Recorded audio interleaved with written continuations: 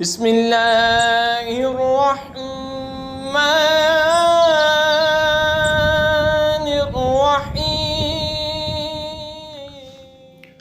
وَإِذْ قَالَ إِبْرَاهِيمُ رَبِّ اجْعَلْ هَٰذَا الْبَلَدَ آمِنًا وَاجْنُبْنِي وَبَنِيَّ أَن نَّعْبُدَ الْأَصْنَامَ۔ اور یاد کرو جب ابراہیم نے عرض کی اے میرے رب اس شہر کو امان والا کر دے اور مجھے اور میرے بیٹوں کو بتوں کے پوجنے سے بچا۔ رب انہن اضللن کثیرا من الناس فمن تبعنی فانہ منی ومن عصانی فانک غفور رحیم۔ اے میرے رب بے شک بتوں نے بہت لوگ بہکا دیے، تو جس نے میرا ساتھ دیا وہ تو میرا ہے، اور جس نے میرا کہا نہ مانا تو بے شک تو بخشنے والا مہربان ہے۔ ربنا انی اسکنت من ذریتی بواد غیر ذی زرع عند بیتک المحرم ربنا لیقیموا الصلاة فاجعل أفئدة من الناس تهوي إليهم وارزقهم من الثمرات لعلهم يشكرون۔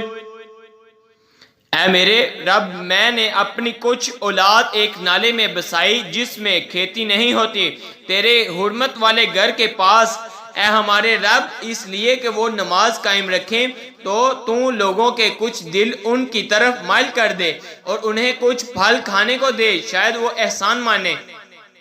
ربنا انک تعلم ما نخفی وما نعلن وما يخفى على الله من شيء في الارض ولا في السماء۔ اے ہمارے رب تو جانتا ہے جو ہم چھپاتے ہیں اور جو ظاہر کرتے ہیں، اور اللہ پر کچھ چھپا نہیں زمین میں اور نہ آسمان میں۔ الحمدللہ الذی وہب لی علی الکبر اسماعیل و اسحاق ان ربی لسمیع الدعاء۔ سب خوبیاں اللہ کو جس نے مجھے بڑھاپے میں اسماعیل و اسحاق دیے، بے شک میرا رب دعا سننے والا ہے۔ رب اجعلنی مقیم الصلاة ومن ذریتی ربنا وتقبل دعاء۔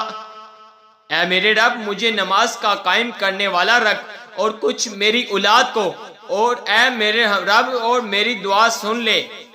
ربنا اغفر لی ولوالدی وللمؤمنین یوم یقوم الحساب۔ اے ہمارے رب مجھے بخش دے اور میرے ماں باپ کو اور سب مسلمانوں کو جس دن حساب قائم ہوگا۔ آمنت باللہ صدق اللہ